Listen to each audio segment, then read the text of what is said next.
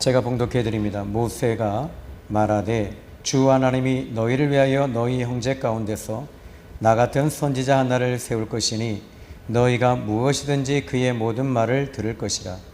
누구든지 그 선지자의 말을 듣지 아니하는 자는 백성 중에서 멸망받으리라 하였고, 또한 사무엘 때부터 이어 말한 모든 선지자도 이때를 가리켜 말하였느니라. 너희는 선지자들의 자손이요 또 하나님이 너희 조상과 더불어 세우신 언약의 자손이라. 아브라함에게 이르시기를 땅 위의 모든 족속이 너의 씨로 말미암아 복을 받으리라 하셨으니 하나님이 그 종을 세워 복 주시려고 너희에게 먼저 보내사 너희로 하여금 돌이켜 각각 그 악을 버리게 하셨느니라. 아멘. 이 하나님은 지금도 여전히 복 주시기를 원하십니다. 그런데 이 복에는 하늘에 속한 복과 땅에 속한 복이 있는데, 땅의 것은 말 그대로 이 땅의 것입니다. 이 땅에서 나는 것, 환경적인 축복입니다. 또 건강의 축복, 물질의 축복, 또 사람 만남의 복, 그 외에 직장의 축복, 대학의 축복, 여러 가지가 있겠죠. 그런데 이 땅의 축복을 회복하기 위해서 영적인 축복을 추구해서는 안 된다는 거예요. 이것은 이 죄와 은혜의 존 오웬의 죄와 은혜라고 하는 책 가운데 이 하나님의 그 사랑과 은혜와 죄사함은 이것 자체로 충분히 이 축복이 된다고 이야기합니다. 그러면 오늘 이제 이 영적인 축복에 대해서 이제 좀 상고해 볼 텐데, 먼저 영적인 축복이 뭐냐라고 했을 때 하늘에 속한 것, 하나님께 대한 축복, 하나님 자신에 대한 것, 이것이 바로 이 영적인 축복이라고 보시면 됩니다. 그런데 문제는 이 영적인 것, 하나님께 속한 것, 그런데 이 모든 것을 사람들은 죄를 짓고 다 이제 잃어버렸어요. 그러면 아담과 하와가 영적인 저주를 이제 받게 되잖아요. 선악과를 먹고 이 영적인 저주를 받게 되면서 땅하고는 먼저 상관없이 영적인 저주만 받은 것이 아니라 땅도 피조물들도 함께 저주를 받아서 함께 고통하게 됩니다. 그래서 짐승과 가축들도 함께 저주를 받게 됐습니다. 땅 자체도 저주를 받은 것입니다. 그러니까 이 선악과 자체가 그렇게 무서운 힘을 가지고 있다는 거죠. 그런데 이 부분에 대해서 땅의 것을 어떻게 우리가 지금 이 기후 변화로 인해서 지금 이게 비가 오고 이상 기온이 계속 일어나고 있잖아요. 이걸 어떻게 회복할 것인가? 사람들은 WHO 보건기구나 나사나 유엔이나 지금 계속 이런 부분들에 대해서 어떻게 할 것이냐. 지금 남극과 북극이 녹고 있다. 과연 이 부분에 대해서 이제 이 지구의 종말이 정말 올 것이냐. 그래서 이것을 더 늦기 전에 우리가 회복을 시키자. 그런데 이 땅의 것에 대해서 이 땅을 회복시키자. 과연 가능할까요? 이 성경에서 말하고 있는 이 땅의 것들을 회복시키려면 먼저 영적인 것들에 대해서 회복이 돼야 되는 거예요.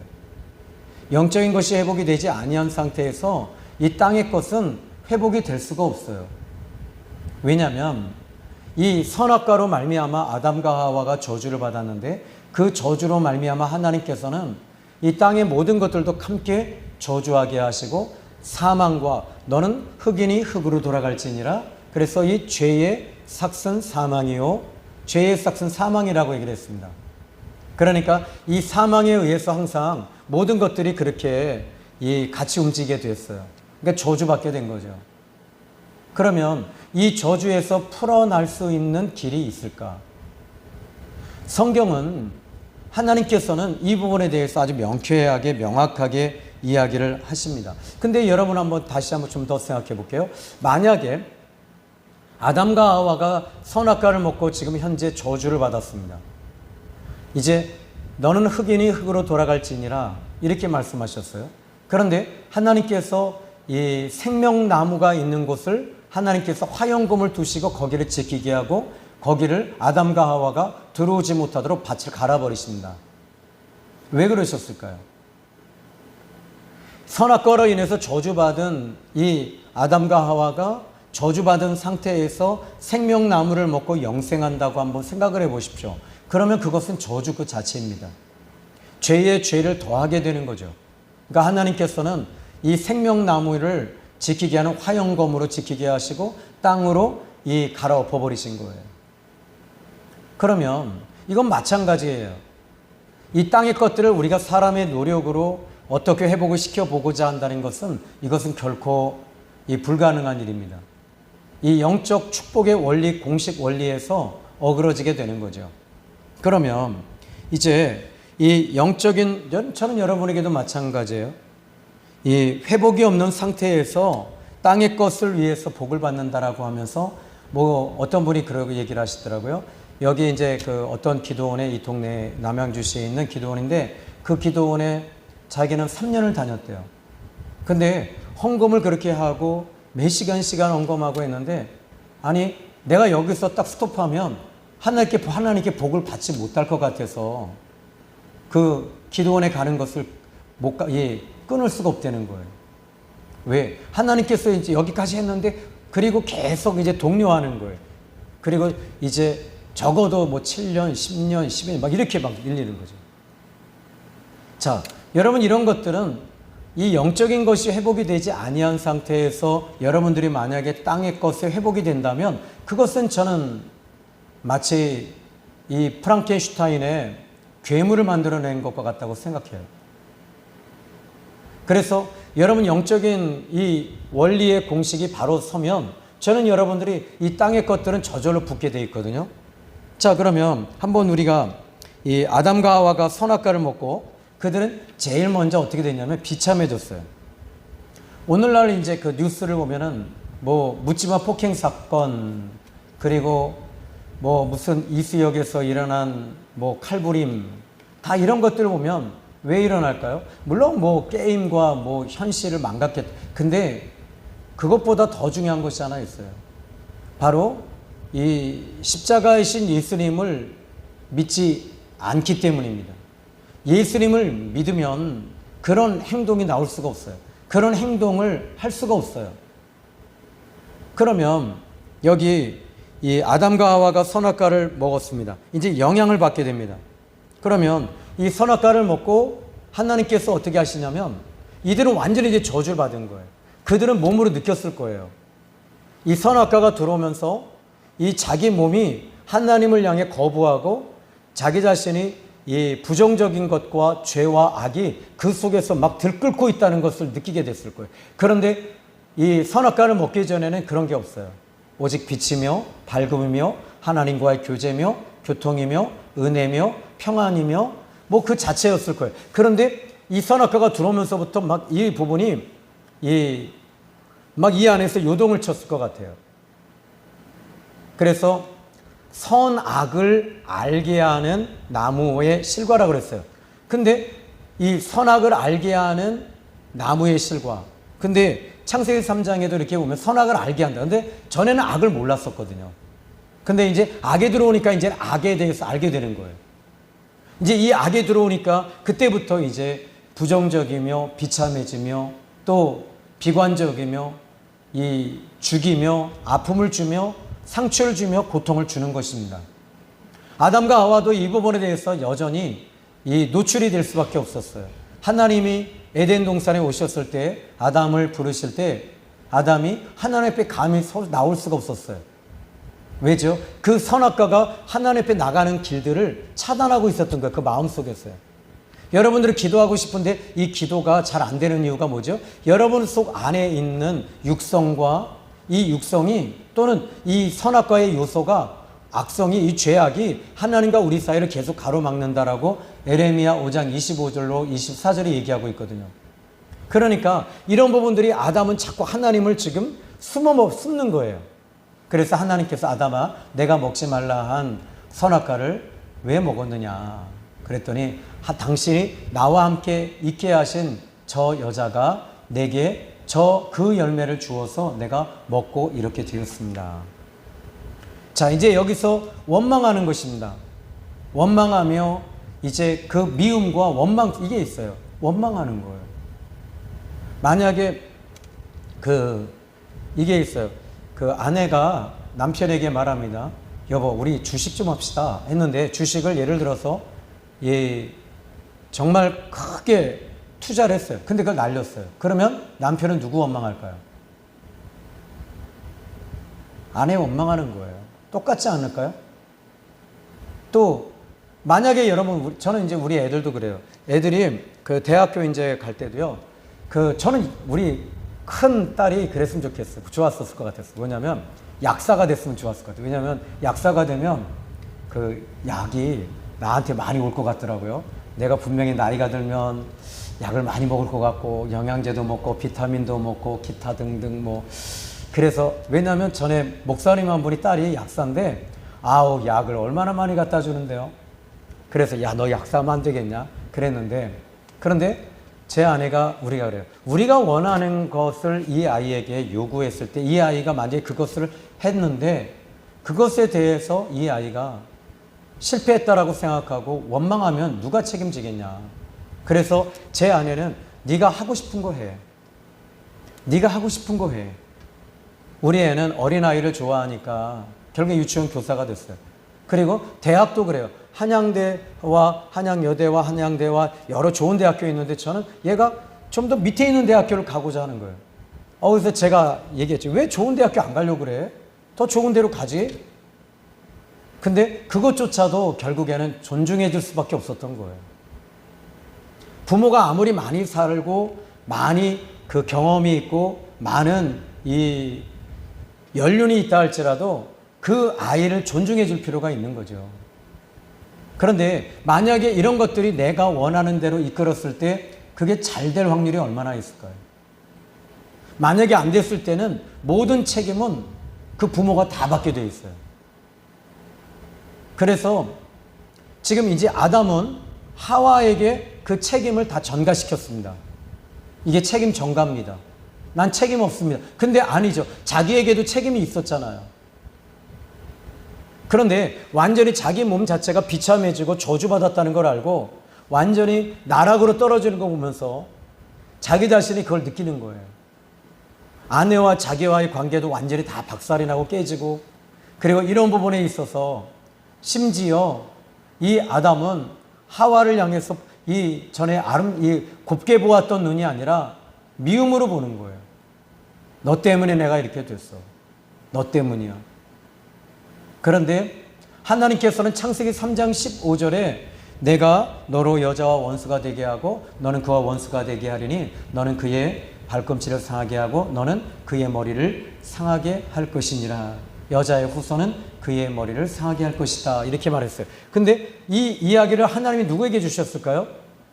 창세기 3장 15절의 말씀을 아담과 하와에게 하신 말씀이에요. 근데 이 여자의 후손으로 그의 머리를 상하게 할 것이다. 사단의 머리를 상하게 하고 또 그의 발을 너는 그의 발꿈치를 상하게 할 것이다. 이렇게 말했어요. 근데 이 이야기를 아담은 듣고요. 희망이 생긴 거예요. 어떤 희망이 생겼을까요? 여자의 후손은, 그 여자는 누구냐면 여자라는 단어는 이사라는 단어입니다. 이씨 또는 이사라는 뜻이에요. 이사. 이 시브리어로는 이사입니다. 그런데 여자라는 말이 그런 말이에요. 근데 이 여자라는 말은 이사라는 뜻이에요. 근데 이사라는 단어를 쓰고 있어요. 근데 하나님께서 여기 여자의 후손이라고 하니까 그 여자가 어떤 여자죠?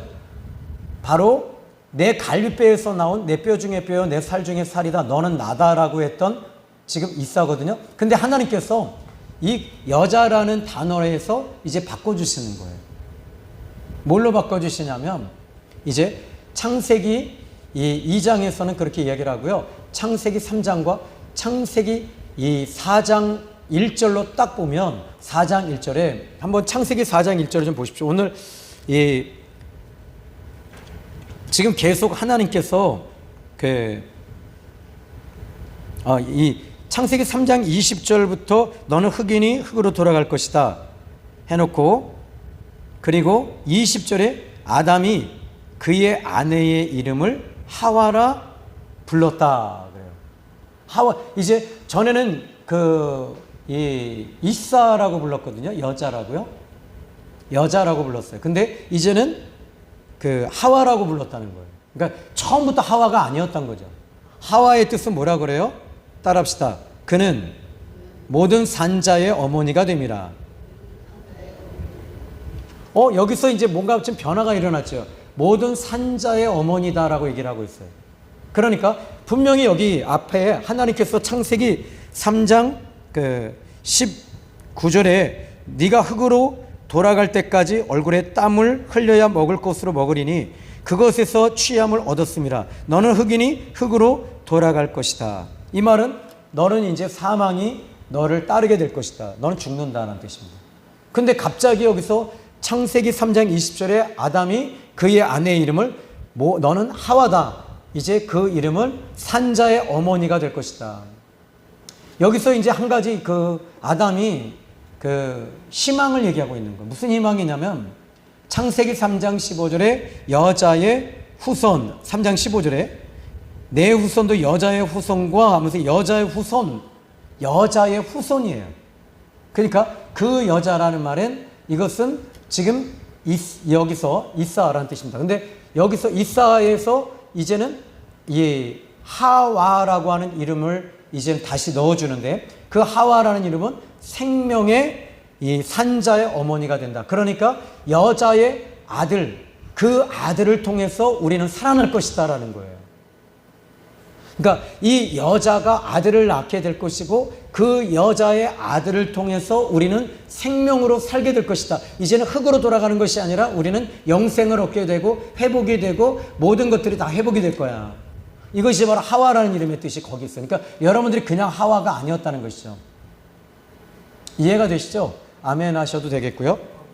그러면 문제는 지금 이 아담도 이렇게 계속 이 하와라고 하면서 산자의 어머니의 그 아들을 통해서 우리는 생명이 오는데 그 아들을 통해서 우리는 회복이 될 것이다. 우리는 죽지 않고 영원한 생명을 얻게 될 것이다. 전에는 영원한 생명이 없었거든요. 이 선악과를 먹고요. 근데 이제 영원한 생명이 이제 주어진다. 그 아들을 통해서 영원한 생명이 주어지는데 바로 그분이 누구이시냐라는 거예요. 그분이 바로 이 여자의 후손으로 온 이 마리아를 통해서 온 예수님을 말하는 거예요.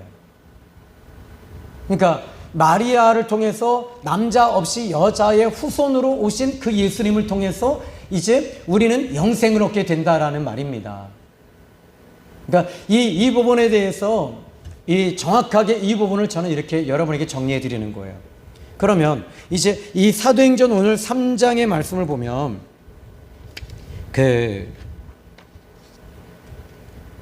오늘 본문에 이렇게 말합니다. 그때 그런데요, 아담과 하와가요, 아들을 진짜 낳았어요. 그래서 4장 1절에 뭐라고 하냐면, 내가 드디어 등남하였다. 근데 여기에 등남했다라는 말은 뭐냐면, 내가 이제 이 하와의 아들을 낳았다. 여자의 후손을 낳았다.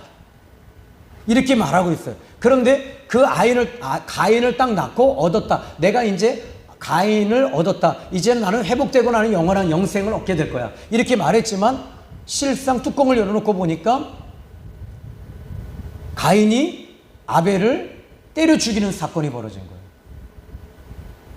그때 이 아담은 이게 도대체 어떻게 된 거지? 이게 도대체 어떻게 된 거지? 이렇게 하고 있어요. 그러니까 하나님께서 원하시는 것은 아담과 하와가 이 관계를 맺어서 자식을 낳는 것이 아니라 그 자식, 다시 말하자면 그 여자를 통해서만 하나님의 씨가 들어가서 하시겠다는 거예요. 이것이 바로 마리아를 통해서 하나님이 주신 이 기독교의 복음의 핵심의 캐리그마라고 보시면 됩니다. 그래서 사람들은 계속 저주를 받아왔어요.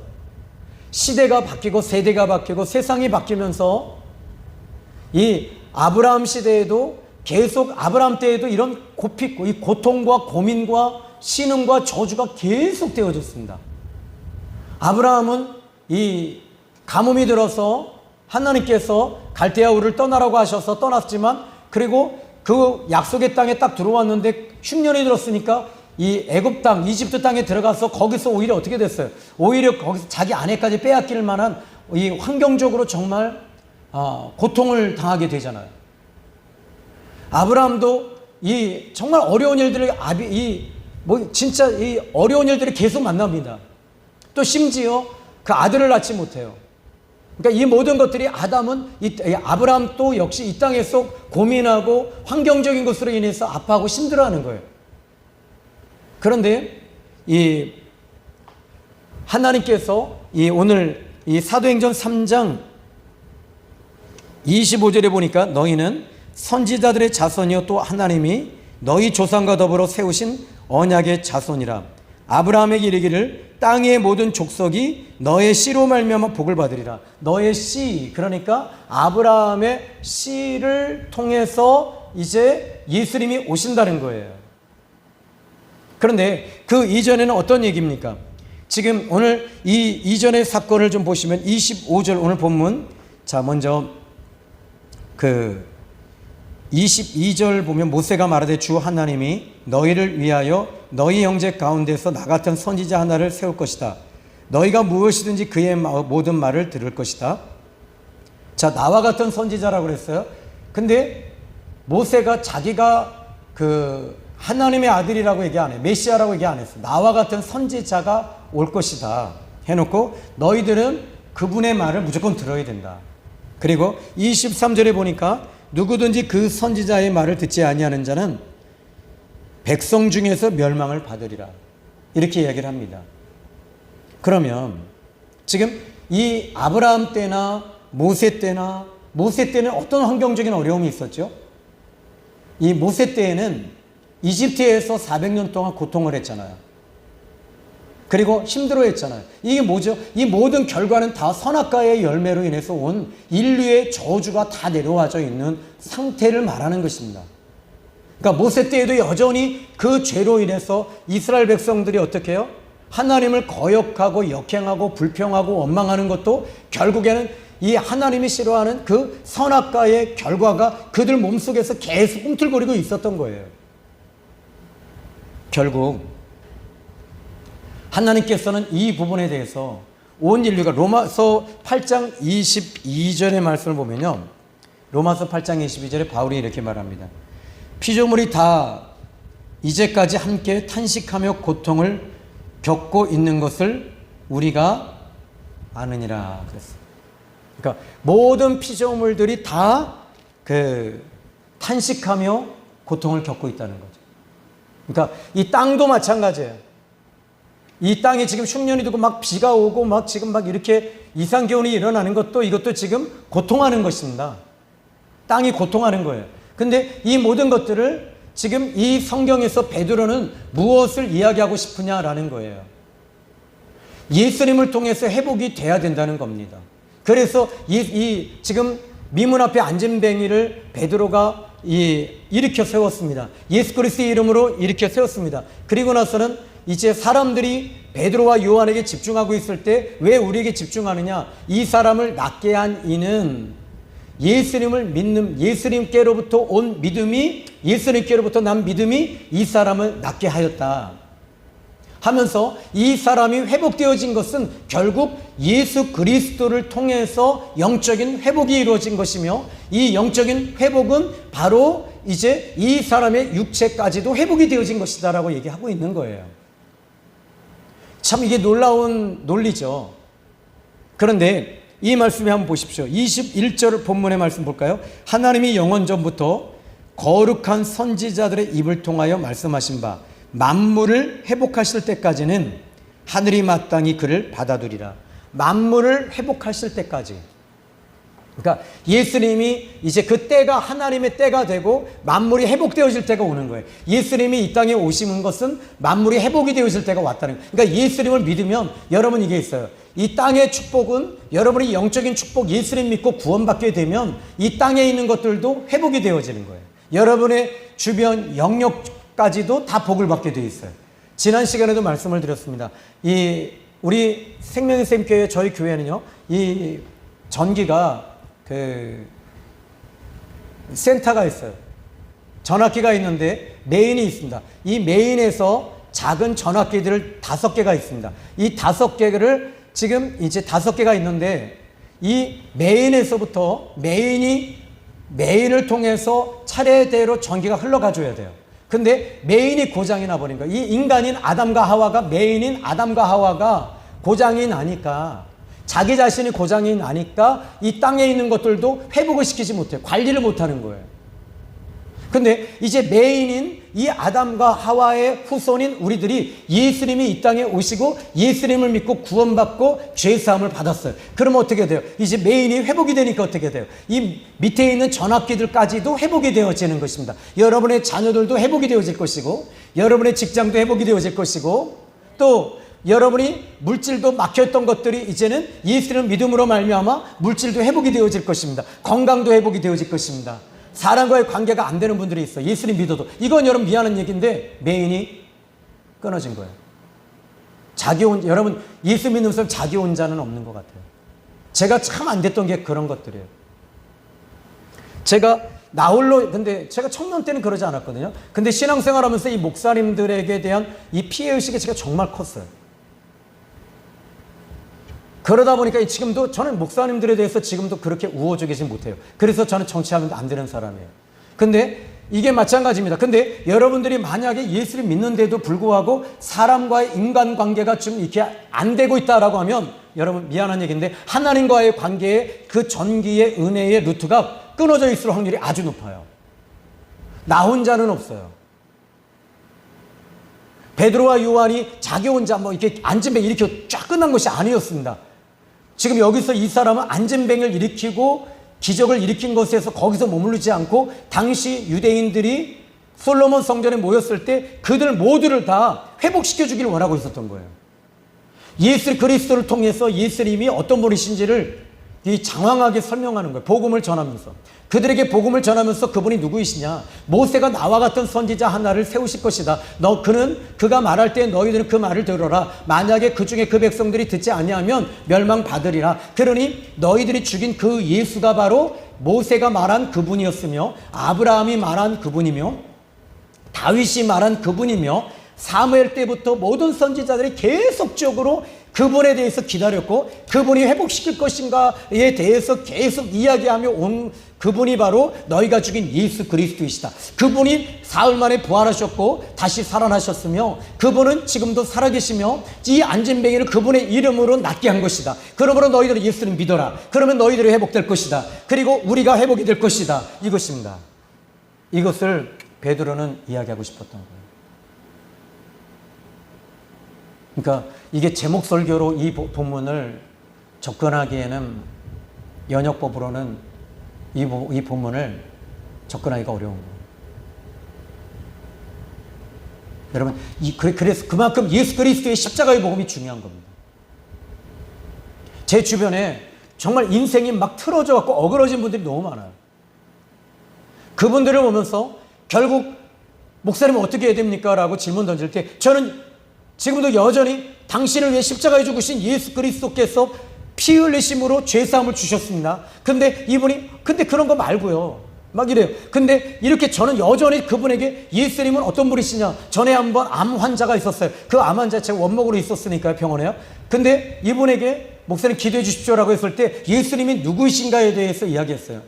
당신은 죄인입니다. 근데 듣기 싫어하더라고요. 당신은 죄인입니다. 근데 그 죄를 지금 우리 예수님은 당신을 너무 사랑하세요. 너무 사랑하시고 당신 머리부터 발끝까지 사랑하시고 지금 여전히 예수님은 당신을 사랑하십니다. 그래서 예수님은 당신을 사랑하시기 때문에 십자가에 죽으셨고 그 죄를 당신이 과거 현재 미래 모든 죄를 그분이 다 씻어주셨습니다. 하는데 그분이 울어버리는 거예요. 어떻게 해요? 분명히 여러분 이 기독교 하면 예수님이 십자가에 죽으셨다 죄사함이다라고 하는 거 알잖아요. 모든 사람들이 다 알아요. 심지어 스님들도 다 알더라고요. 무당들도 알고요. 그런데 이렇게 말씀을 증거할 때 성령이 그들의 마음을 움직이기 시작하고 주님이 마음의 문을 열어놓기 시작하면서 그들이 거기서 빵 터지게 만드시는 거예요. 그리고 주님 앞에 돌아오게 하시는 거예요. 이게 지금까지 기독교의 역사가 그렇게 흘러왔어요.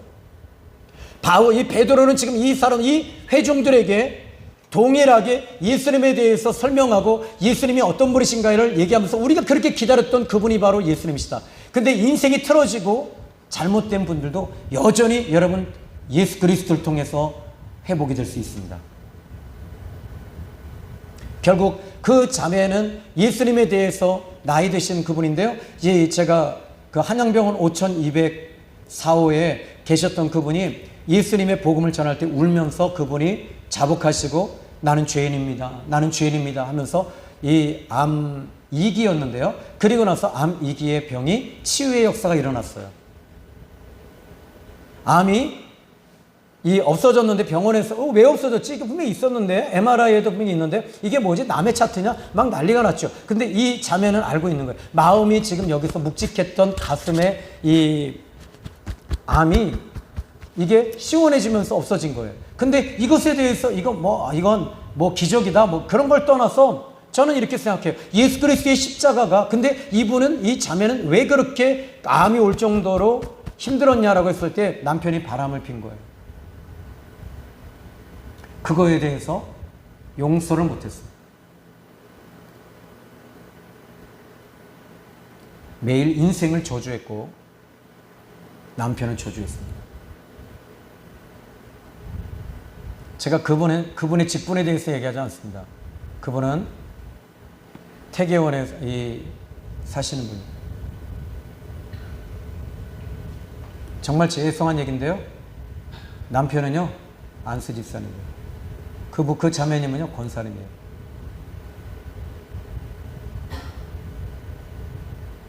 권사님이 동맥을 여러 번 끊었어요. 그리고 암이 온 거예요. 그러니 여러분 권사가 될 정도였으면 예수님에 대해서 알았을까요? 몰랐을까요? 알았죠.